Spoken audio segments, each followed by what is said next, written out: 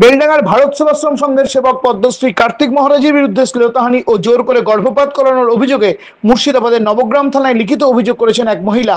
Murshidabad police সেই লিখিত অভিযোগের ভিত্তিতে নির্দিষ্ট ধারায় মামলা রুজু করে ঘটনা তদন্ত শুরু করেছে। আর রথযাত্রার দিন সেই ঘটনা নিয়ে বিস্ময়ে দিন কাটালেন মুর্শিদাবাদবাসী। তার বিরুদ্ধে ওঠা অভিযোগ সম্পর্কে কার্তিক মহারাজ অবশ্য বলেন,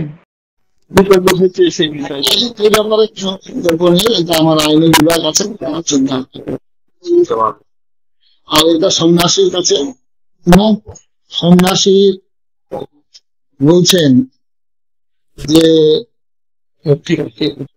তাদের মন্ত্রে দীক্ষিত যারা মানুষ তো নয়, মানুষের বেশে দিয়ে যায়, তাদের চলার পথে ফোটে না আকাশে না ফুল, তাদের চলার পথে ফোটে না ফুল, ওঠে না আকাশে চাঁদ, তারা ঘর নিয়ে সন্ন্যাসী চলার পথে এরকম বহু রকম আসবে ঝড়, তাতে সন্ন্যাসী ভীত হবে না। সন্ন্যাসী আমার যারা আশ্রম আছে, আশ্রম আবাসিক আছেন, তারা সবাই এর উত্তর দেবেন, বলবেন। কারণ আমরা কোন সন্ন্যাসী যেখানে হচ্ছে ঘটনা, তাই মহিলাদের আশ্রম, সেখানে কোনো রাত্রি নিবাসের কোনো প্রশ্ন নেই। এগুলো হচ্ছে আমাদের যারা লোক আছেন, অগণিত যারা মিডিয়া বন্ধু আছেন, তারা এটা যথাযোগ্য উত্তর দেবেন। তবে মহিলার অভিযোগ সত্য ধরে নিয়ে কার্তিক মহারাজের গ্রেপ্তারের দাবি তুলেছে তৃণমূল। লজ্জাজনক ঘটনা যে কিছুদিন আগে দাঙ্গা লাগলে পুরস্কার পেয়েছে কেন্দ্রের হাতে, সেই কার্তিক মহারাজকে বরাবরই আমাদের দল নেত্রী বা আমাদের দলের নেতারা বলেছে যে একটা দাঙ্গাবাজ মহারাজ। তিনি ধর্মের উপর ভিত্তি করে বিজেপিকে শক্তিশালী করার চেষ্টা করছে মুর্শিদাবাদ জেলায়। বরাবরই যখনই দাঙ্গা লেগেছে, আমি মানুষকে ভুল বুঝিয়ে কার্তিক মহারাজ কিন্তু বারবার হিন্দু মুসলমান করে দাঙ্গা লাগানোর চেষ্টা করে বিজেপিকে মনোবল ওঠানোর চেষ্টা করেছে। সেটা আমরা দেখেছি, সে সামতাগঞ্জের ঘটনা হোক, অপ্রীতিকর ঘটনা বা শক্তিপুরের অপ্রীতিকর ঘটনা, দুটোটাই আমরা দেখেছি সেটা।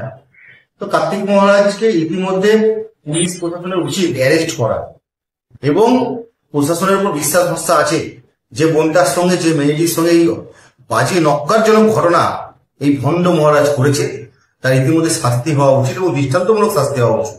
কারণ এরা সমাজে গেরুয়া পোশাক পরে সমাজকে কালিমালিপ্ত করছে। ভারতীয় জনতা পার্টির বহরমপুর সংগঠনের সভাপতি মলয় মহাজন সাংবাদিক সম্মেলন করে বিষয়টি শাসক দলের ষড়যন্ত্র বলে দাবি করেন। তিনি বলেন, আমি নিশ্চিত তার বিরুদ্ধে যে অভিযোগ আনা হয়েছে সেটা ষড়যন্ত্র। যদি বলেন আপনি কি করে নিশ্চিত হলেন, এই কারণে নিশ্চিত হলাম যে 12 বছর আগের কোন ঘটনাকে কেন্দ্র করে যে অভিযোগ আনা হয়েছে যাবতীয় সংশয় ছিল। কারণ আমরা যদি হিসেব করি তাহলে অ্যান্ড্রয়েড সেটের যে জামানা সেটা আরো পেছনে। কারণ আজকের দিনে কোনো অভিযোগ প্রমাণ করার জন্য আরো ইত্যাদি ইত্যাদি যে বিষয়গুলোর প্রয়োজন হয়, কার্তিক মহারাজের ক্ষেত্রে সেই অভিযোগের নথি হিসাবে সেগুলো যে দরকার না হয়, সেজন্য 12 বছর পেছনে যেতে হয়েছে অভিযোগকে খাড়া করবার। কারণ তার বিরুদ্ধে এই ধরনের অভিযোগ প্রমাণ করবার মতো কোনো তথ্য পাওয়া গেছে না। 12 বছর আগে এলে সভাপতির তথ্য ছাড়াই অভিযোগ আনা যাবে। দ্বিতীয়ত, কার্তিক মহারাজ ইদানিংকালে শুধু পশ্চিমবাংলা, ভারতবর্ষের একজন অন্যতম ব্যক্তিত্ব। তিনি ভারত সেবাশ্রম সংঘের একজন সাধু সন্ন্যাসী। হিন্দু সমাজ সাধু সন্ন্যাসীকে সমর্থন করে তাদের কথা শোনে। একজন মিলিটারি তার স্টেনগান দিয়ে, পুলিশ তার বন্দুক দিয়ে অনেক সময় মানুষকে তার নিয়ন্ত্রণে রাখতে পারেন, কিন্তু একজন সাধু, একজন সন্ন্যাসী, কোটি কোটি মানুষ তার কথায় অনেক সময় উদ্বস তার কথা শোনে।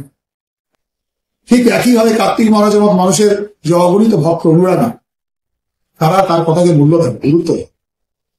আজকে হিন্দু সমাজকে, তার একজন সমাজের যে প্রতিনিধি, তাকে আক্রমণ করার উদ্দেশ্য হচ্ছে হিন্দু সমাজকে দুর্বল করা। সেই সমাজের কথা মানুষ যাতে না শোনে, সন্ন্যাসীদের চরিত্র হনন করে তাদের যে চারিত্রিক যে জায়গা সেটাকে দুর্বল করা, যাতে তার সমস্ত শক্তিকে আঘাত করা যায়। সেই কারণে আজকে বর্তমান যে সরকার, সেই সরকারের মুখ্যমন্ত্রী নিজে বিভিন্ন সময় কার্তিক মহারাজ প্রতি ঈর্ষা করা বিভিন্ন আক্রমণ করেছেন।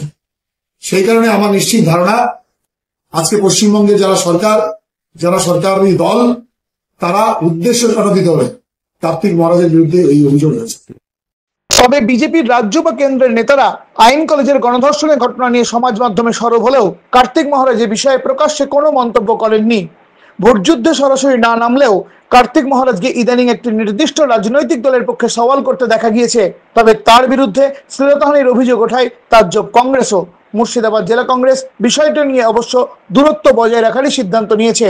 অভিযোগ হওয়া মানেই যেমন বিষয়টি সত্য এমন নয়, আবার পুরুষের দ্বারা মহিলারা যেমন প্রতারিত হয়, পুরুষ ও মহিলাদের দ্বারা প্রতারিত হয়, একথা জানিয়ে জেলা কংগ্রেস মুখপাত্র জয়ন্ত দাস বলেন, যখনই কোনো রাজনৈতিক ব্যক্তি কোনো রাজনৈতিক দলের কাছাকাছি চলে আসে, সমাজে তার শত্রু, বিরূপ প্রতিক্রিয়াজনক মানুষ, এগুলো হয়ে যাওয়াটা খুব অস্বাভাবিক কিছু নয়। যে মহিলার আমরা ছবি কালকে দেখেছি ফেসবুকে, তার পেছন দিকটা অর্থাৎ পিঠটা দেখা যাচ্ছে, কিন্তু কোনো সাংবাদিক বা যিনি তার সঙ্গে কথোপকথন করছেন তিনি তার মুখটাকে দেখাতে পারছেন না। হয়তো ভাবতে পারেন যে সমাজের থেকে লজ্জাতে তিনি এটা করছেন না, কিন্তু আমি বলবো সমাজে মেয়েরাও যেমন নিরাপত্তাহীনতায় ভোগে, মেয়েরাও যেমন প্রতারিত হয় পুরুষদের দ্বারা, সমাজে অনেক পুরুষ মহিলাদের দ্বারাও কিন্তু প্রতারিত হয়, অনেক পুরুষ মহিলাদের দ্বারাও কিন্তু নির্যাতিত হয়, এটাও কিন্তু ঘটনা। কিন্তু আমাদের আইন কারণ অনেকটা মহিলাদের পক্ষে থাকায় খানিকটা দুকদম এগিয়ে হলেও মেয়েরা থাকে। আমার মনে হয় এখনই কার্তিক মহারাজ তিনি একদিকে যেমন মানুষ, তিনি একদিক থেকে ভারত সেবার সঙ্গে তিনি একজন সেবকও মাত্র। স্বাভাবিক কারণে এর পুঙ্খানুপুঙ্খ বিচার হওয়া দরকার। তবে যে মহিলা, আমি বলছি না যে মহিলা যিনি প্রতিবাদ করছেন তার এই প্রতিবাদ মিথ্যা, আমি একথাও বলছি না, আবার তিনি যেটা প্রতিবাদ করছেন সেটা সত্যি, আমি একথাও বলছি না। তবে এত বছর পর কেন